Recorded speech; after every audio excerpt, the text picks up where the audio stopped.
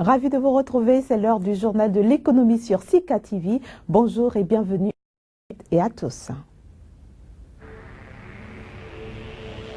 Ouagadougou se dotera bientôt de la plus puissante centrale électrique d'Afrique de l'Ouest. L'ouvrage devrait entrer en fonction en 2016. Casablanca s'apprête à accueillir le forum de la monnaie et du paiement électronique en Afrique francophone. Les assises se tiendront du 19 au 20 mars prochain. Enfin, nous irons à la découverte du nouveau billet de 20 €. Il sera mis en circulation le 25 novembre prochain. Et bienvenue dans le journal de l'économie que nous démarrons par le Burkina Faso. Ce pays s'active pour construire plusieurs centrales solaires afin de réduire son important déficit énergétique. Une première centrale d'une capacité de 33 MW, la plus puissante d'Afrique de l'Ouest, sera construite en banlieue de Ouagadougou pour un coût de 10,5 millions d'euros. L'infrastructure prévue pour entrer en fonction en 2016 sera cofinancée par l'Union européenne, la Banque européenne d'investissement et l'Agence française de développement. Une entreprise minière canadienne implantée au Burkina Faso bâtira de son côté une centrale de 20 MW, tandis qu'un site pouvant produire 1 MW est en cours de construction, financé par Taïwan, avec qui le Burkina Faso demeure l'un des rares pays africains à maintenir les relations diplomatiques. Une autre information dans ce journal, la Côte d'Ivoire a achevé dans la soirée de mardi la levée d'1 milliard de dollars sur les marchés internationaux sous la forme d'un eurobond d'une durée moyenne de 12 ans au taux de 6,625%. La demande des investisseurs a dépassé les 4 milliards de dollars. Cette incursion sur les marchés financiers internationaux est la deuxième réalisée par la Côte d'Ivoire en moins d'un an. En juillet 2014, le pays avait émis avec succès un eurobond de 750 millions de dollars, mobilisant 250 millions de dollars de plus que le montant prévu initialement. Nous passons à un autre élément en allant en Afrique du Sud à la rencontre des personnes qui habitent au pied de la centrale à charbon de Douva. Certaines y travaillent mais n'ont pas l'électricité. Alors pour pallier à cette situation, eh bien, ces personnes récupèrent chaque semaine du charbon gratuit pour s'électrifier. Les femmes âgées d'abord, les hommes ensuite. Chacun son tour. Les habitants de Massakane, dans le nord-est de l'Afrique du Sud, viennent chercher leur chargement hebdomadaire de charbon. 2 brouettes permettent à une famille de se chauffer et de cuisiner pendant une semaine. Chaque personne reçoit un ticket qui lui donne le droit à du charbon gratuit. Mais tous préféreraient avoir chez eux l'électricité produite à quelques centaines de mètres, à la centrale thermique de Douva. Quand je tousse, c'est noir, donc c'est le charbon. Je vais à l'hôpital parce que je tousse beaucoup, j'ai très mal à la poitrine. C'est incroyable. L'électricité est produite juste à côté, mais nous, on l'a pas chez nous. L'Afrique du Sud a été le premier pays électrifié du continent en 1881. Depuis la fin de l'apartheid, plus de 6 millions de foyers ont été équipés. Mais le réseau mal entretenu, pas modernisé, sature en permanence et 15% des ménages n'ont toujours pas le courant. Dans ce lotissement informel, seuls les habitants les plus riches ont les moyens de se faire raccorder. Mais tous subissent la proximité avec la centrale à charbon. Nous voulons vraiment avoir l'électricité, nous en avons besoin. Nous avons des enfants qui vont à l'école, c'est très difficile de faire les devoirs à la bougie. Le pays dépend à près de 90% du charbon pour produire son électricité. En hiver, la saison sèche, la poussière de coke couvre le sol, les murs, les tables à l'intérieur. Eskom, la compagnie nationale d'électricité, veut réduire les émissions polluantes à l'aide de nouvelles technologies propres, notamment dans les vieilles centrales. Mais le gouvernement n'a pas les fonds nécessaires pour l'instant. Le projet va coûter plus de 5 milliards d'euros. Ils nous ont donné la permission de retarder l'installation de certaines nouvelles technologies. Ils disent que ce sont des bonnes mesures, mais pour le moment, nous n'avons pas assez d'argent pour les mettre en place. Certains habitants de Massakane travaillent à la mine attenante à la centrale et portent alors des masques à gaz obligatoires. Mais de retour chez eux, L'électricité, c'est de la poussière dans les poumons et des lignes dans le ciel. Du 19 au 20 mars prochain se tiendra à Casablanca au Maroc le forum de la monnaie et du paiement électronique en Afrique francophone.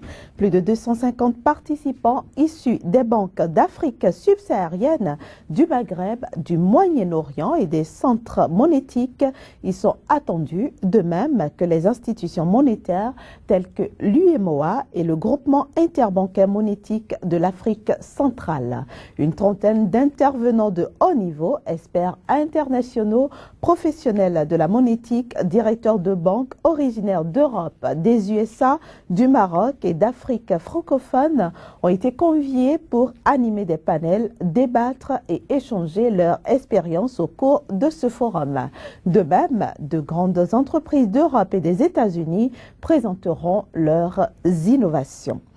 La Banque centrale européenne a dévoilé mardi le nouveau billet de 20 € qui doit être mis en circulation le 25 novembre prochain. Il s'agit de la troisième coupure de la nouvelle série de billets baptisés Europe, billets censés rendre plus difficile la contrefaçon. À la date de ce lancement, l'Eurosystème aura imprimé plus de 4,3 milliards d'exemplaires du dit billet.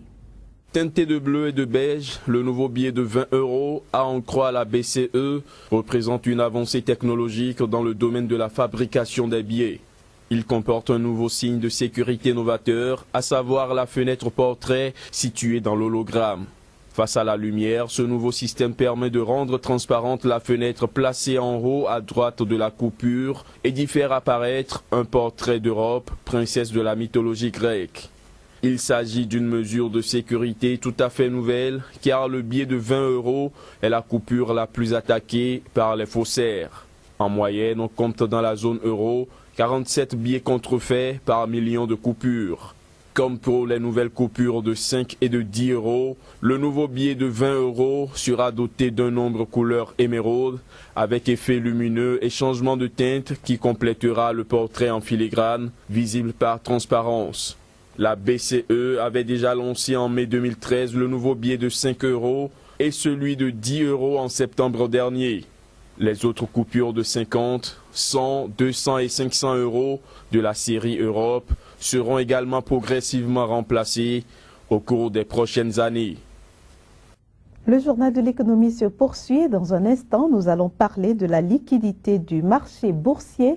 Ce sera avec notre invité juste après ceci.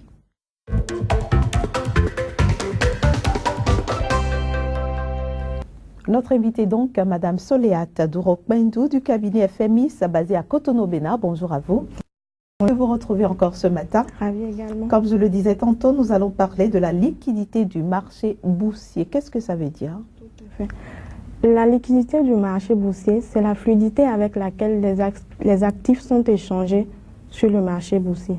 Et donc, cette liquidité-là dépend de l'engouement que les investisseurs ont, de l'intérêt que les investisseurs portent aux actifs qui sont cotés sur ce marché. Il faut dire aussi que le principe même du marché, c'est-à-dire les gains que l'on gagne sur le marché, c'est en fonction, c'est-à-dire c'est l'écart entre la valeur à l'achat et la valeur à la vente qui détermine en réalité le bénéfice que vous avez lorsque vous faites des opérations sur le marché. La différence entre les deux. Tout à fait. Et donc, on comprend que ce soit vraiment primordial qu'il y ait une liquidité au niveau de ces actifs-là. Et quand je parle de liquidité, c'est-à-dire, dès que vous désirez vendre des actions, il faudrait qu'il y ait un acheteur. Et dès que vous désirez acheter des actions, il faudrait qu'il y ait un vendeur. Et forcément, les investisseurs s'attardent sur cet élément-là. C'est devenu même aujourd'hui un critère stratégique d'investissement. Il faut aussi dire qu'il y a des marchés, c'est-à-dire l'organisation du marché aussi agit sur la liquidité du marché. Nous avons les marchés de gré à gré, nous avons les marchés de bourse de valeur. Et si je prends l'exemple du marché d'euro-USD par exemple, nous avons une très forte liquidité. Mais par contre, le marché de l'immobilier, nous avons une faible liquidité. Il faut aussi dire qu'il existe des risques liés à la liquidité. Nous avons le risque de liquidité déjà, c'est le potentiel de perdre de l'argent suite à une prise de position. Nous avons le risque normal. Le risque normal, c'est le risque, c'est-à-dire c'est la perte potentielle que l'on subit après avoir pris une position. Nous avons aussi le risque de crise, c'est-à-dire qu'il y a certains marchés qui sont connus pour être vraiment liquides, mais suite à une crise ou un événement économique marquant, les actifs ne s'écoulent plus comme d'habitude, comme cela se doit. Comment augmenter la liquidité des actifs d'une société? Pour augmenter la liquidité, tout d'abord pour augmenter la liquidité des actifs d'une société, il faudrait tenir compte des critères qui suscitent cette liquidité-là. La liquidité, d'abord, c'est la facilité à ce que vos actions soient échangées. Et pour cela, il faudrait que vos actions suscitent un intérêt. Il faudrait que les investisseurs aient confiance en votre société, que votre société ait une certaine notoriété, que votre société... Une certaine crédibilité. Voilà, tout à fait, que votre société incite les investisseurs à s'y intéresser. Et là, ce sont les premiers critères. Mais le second critère, il faudrait d'abord être coté en bourse parce que, après tout, les échanges se font sur le marché boursier et cela est plus rapide, cela est presque instantané avec l'Internet. Mais si vous ne cotez pas votre société sur le marché boursier et que vous désirez vendre vos actions tout juste, c'est-à-dire vous voulez le faire directement, cela sera un peu compliqué. Parce que l'avantage avec le marché boursier, c'est que ce n'est pas que les gens de votre pays, ce n'est pas que les gens de la sous-région, mais c'est le monde entier qui a accès à vos actions. Donc, ce sont là les principes pour pouvoir augmenter sa liquidité sur le marché boursier. Et pour conclure cet entretien sur la liquidité du marché boursier, Madame Soleat?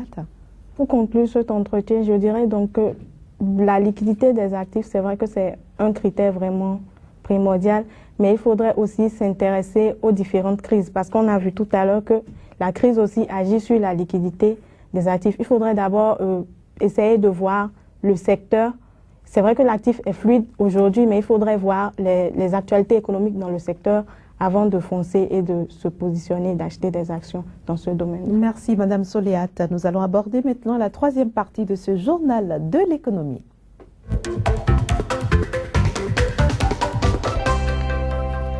Troisième partie de ce journal de l'économie, donc, pour aborder avec vous quelques places boursières. Tout à fait. Aujourd'hui, je vous propose le Tunindex. Nous avons nous sommes en Tunisie. Là, nous sommes en Tunisie. C'est l'indice phare de la place boursière de Tunisie. Donc, Tunindex, nous avons 5352,27 avec une variation de plus 0,12. Et il faut dire que cette performance positive est soutenue par une société Electrostar, plus 2,98%, qui évolue dans le secteur des biens de consommation cyclique. Nous avons aussi la société Essoukna, plus 2,91%, qui évolue dans le secteur des biens d'équipement. Passons à présent à l'Europe. L'Angleterre, FTSE 100 ou FTSE, l'indice phare de la place boursière de l'Angleterre, qui recule aujourd'hui de 0,16%, pénalisé par les valeurs liées à la chute du pétrole. Et nous avons 6937 aujourd'hui avec une variation de moins 0,18. Merci beaucoup Madame Soleat Douro-Pendo. Je rappelle que vous êtes analyste financier et vous venez du cabinet FMIS qui est basé à Cotonou au Bénin. Merci de nous avoir éclairés sur toutes ces questions. Merci également à vous, chers amis téléspectateurs, d'avoir suivi ce journal de l'économie. On se retrouve demain pour d'autres informations sur l'économie en Afrique et dans le reste du monde. Au revoir.